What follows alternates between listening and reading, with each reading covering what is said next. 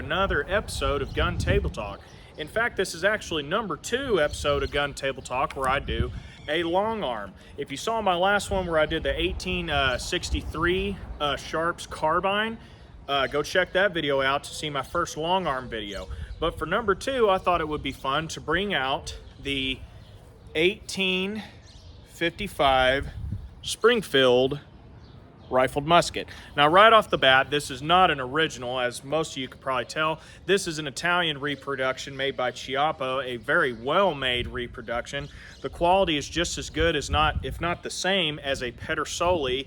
As you can see, these are just the excellent craftsmanship. I mean, this was not just slapped together. I mean, they did. Look at that big old bore, 58 cal. So, we'll do some history real quick for Springfield Armory. I won't go all the way from the beginning, but I'll go about right back before the Civil War. So by this time, most of the military was still using flintlocks. The percussion cap had been around since about the 18 teens, but it was still considered an experimental design for weaponry. So it wasn't out there. So there were guns in that time that were percussion, but they were horribly expensive. They would have been considered different style of guns that just weren't out there yet. So if you take for Texas history, for instance, you take the Alamo, Mexican Army and the Texans were all using flintlock rifles and flintlock muskets, just because the percussion weapons really weren't out there yet. And about 8 to 10 years later is on a military base is when you started to see percussion guns start to come out into the field. Now, it's about 1842, which was one of the first Springfield arms to come out. There was others, but was one of the major ones to come out. So what they did was, and before I continue, most muskets of the time would have been 69 caliber, like a Brown Bess was 75, some over 75 caliber. But, you know, by that time, you know, there was a Charlesville, there was the Springfield 1795 flintlock musket. They were 69 caliber. Well, about 1842, Springfield Armory came out with a model where it was still a smoothbore, 69 caliber, but they had changed it to a percussion mechanism. Very similar to this one, but not quite. So a lot of the soldiers were getting their flintlocks replaced by these guns, but you had a percussion mechanism, but it was still a smoothbore. And by that time, the military still loved buck and ball cartridges, which you poured down the powder, loaded the whole cartridge, shot to send as much lead down range as possible, which at close distance was very, very effective. So by this time, you know, you go from a flintlock to a percussion. Some said they didn't like it, but that's because they were used to the flintlocks for many years. I mean, the flintlock saw nearly 2 centuries of military service, which is pretty impressive. Even for today, it's one of the oldest arms to see military service, which is the Brown Bess flintlock. But with it being a percussion mechanism, it is now better for weather that's not so good, like rain, snow. You don't have to take care of a flint, replace it, sharpen it. You don't have to do that anymore. All you have to do is put a cap on as your firing mechanism, point, and shoot. So this was a major advantage, because now you didn't have to worry about doing all that stuff with the flintlock, which I still like to do just because it's fun, but you got to see from a military perspective back in those days what a game changer it was. So now, instead of some of the gas coming out the side, you had more of the gases going out the end of the barrel and less fouling on the side of the lock. And your misfire rate was lessened dramatically because of that. It was way more reliable than its predecessor, the flintlock. But they were still using smoothbore paper cartridges. Well, about after that, they started to realize, you know, bullets were starting to come on the scene. They were experimenting with those. And around 1855 is when they developed the Springfield Rifled Musket, which was rifled and was one of the most popular guns of the Civil War on both sides. They lessened the barrel to a 58 because they figured out when they were experimenting with the mini ball, these expanding bullets, it proved to be more accurate. You got more velocity. It could shoot out there further, tighter grouping because it was smaller. with it being smaller, it's not as heavy. Your bullet drop doesn't come into effect as much. Now, it's still a chunk of lead, but in comparison, it did better. So you got to think, now you have a weapon that you could still load a paper cartridge with, but still load a bullet relatively fast, like you could with a paper cartridge that all went down the barrel, and you've got the percussion mechanism. So now versus us shooting at 50, 75 yards and maybe I hit that guy, but it hit the guy next to him.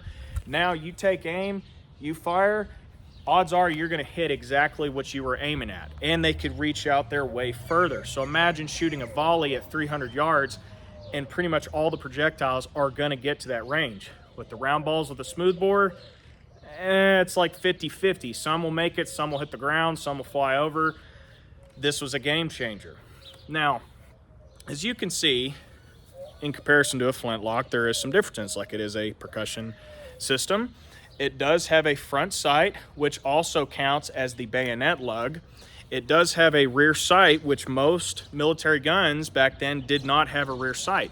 This one did, which will also help improve the accuracy quite a bit. With that, it was just insane. You got to think, and some of these soldiers may have grown up with the flintlocks. Their dad, their fathers did, their grandfathers did.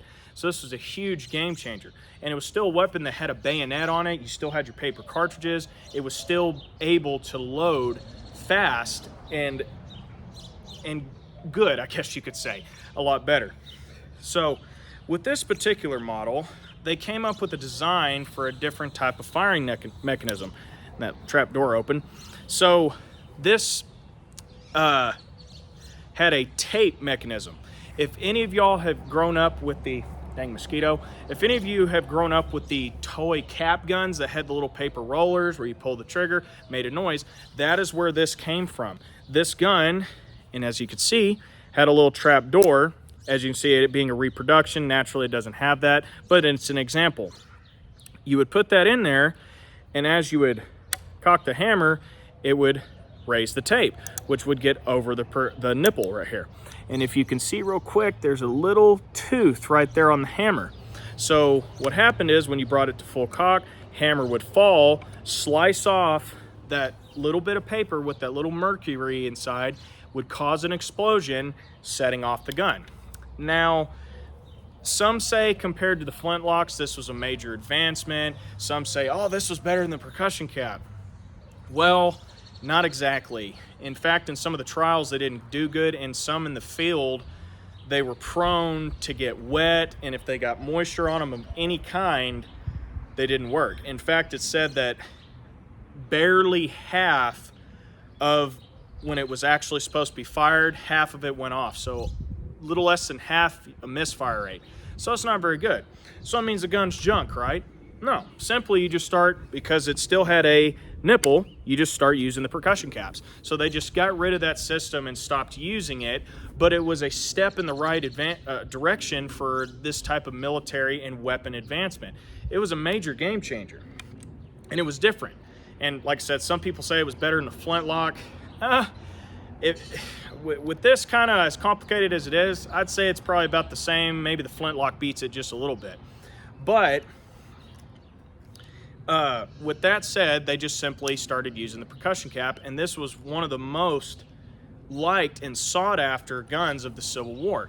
Now later there was the 1861 model, which if you look at the log, was the exact same. All they did was they took that tape mechanism off, and it was just the same style hammer. That's all they did. It doesn't mean it was better than its better than the gun before it, which is this one. They were the exact same. It's just they got rid of that because there was no need for it anymore, because it just didn't pass the trials and do as good as they wanted it to. So that's mainly it for the history. It was used on both sides of the Civil War. That was a quick history. I know it goes in grave detail. There's videos out there. If you want to get a real detail for detail video, go check those out. But now that I got some time, I'm going to talk about the reproduction itself. So like I said, this one is made by Chiappa, which they did a fantastic job. I mean, the quality, the stock, I mean, the staining, the barrel, the polishing, they did a fantastic job on this gun. Now, even with it being a reproduction, it is it was mainly meant for paper cartridges, shooting the mini ball or the Pritchett bullet, whatever you want, mainly the Maynard ball.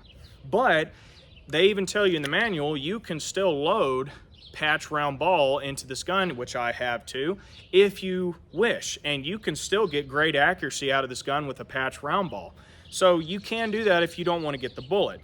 If you want to get the mini bullets, you're probably going to have to get your own mold and cast your own like I do, which I highly recommend for these guns. It just makes it a whole lot more fun. I love making the paper cartridges. You take a step back in history and you can really obtain some great accuracy.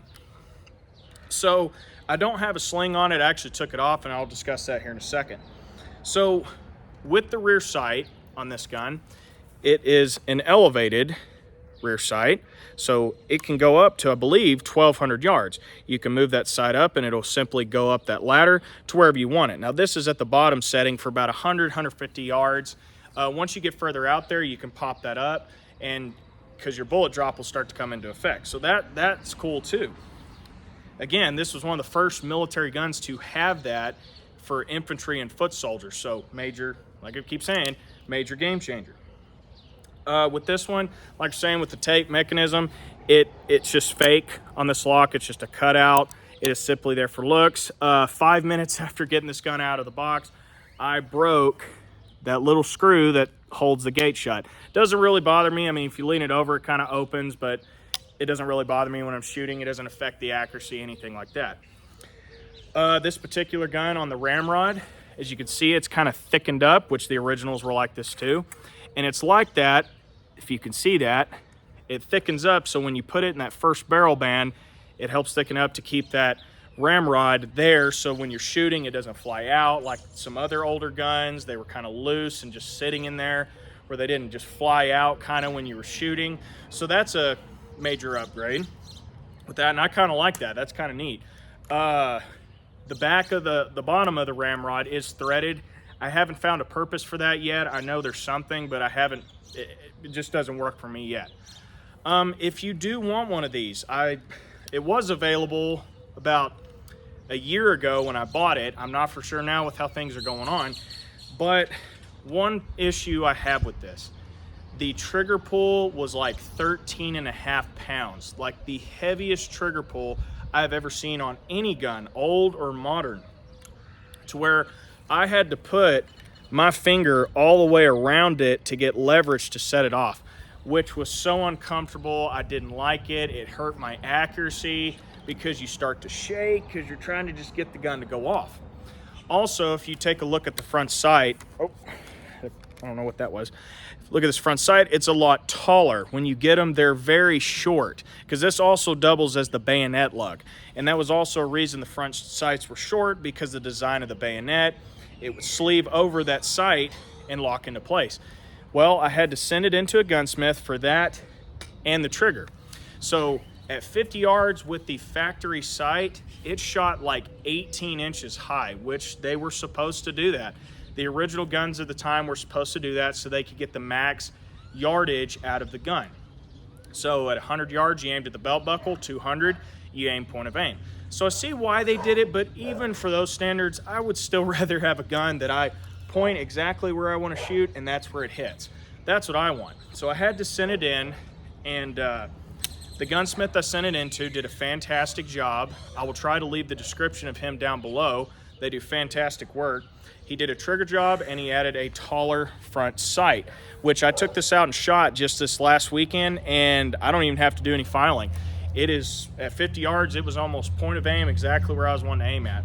He took the trigger pull and he lowered it to about 4.5, 5 pounds, which is completely doable. I have some hunting rifles that are 5 pounds and it doesn't bother me at all. And by doing that, it greatly increased the accuracy.